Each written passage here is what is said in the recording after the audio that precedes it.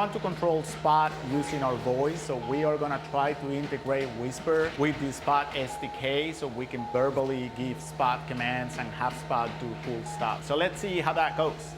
This is the way it goes, right? You fix issues in production. This is how you write the code for a demo. The day of the demo, that's the day you fix the issues. It calculates based on the orientation of the fiducial.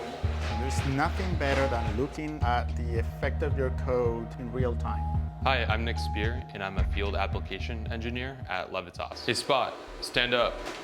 So using Whisper, we can use voice commands to find new ways to interact with Spot that might be more natural. Walk forward. So we can use the Whisper model to transcribe our voice in real time and extract text from speech. Turn right. And then we can take that speech and translate it into commands that we can send to Spot through his SDK. Move back.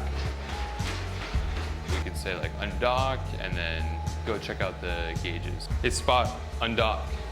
Let's take a thermal reading on that motor.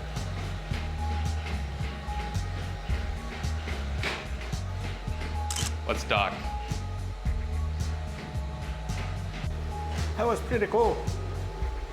That's it.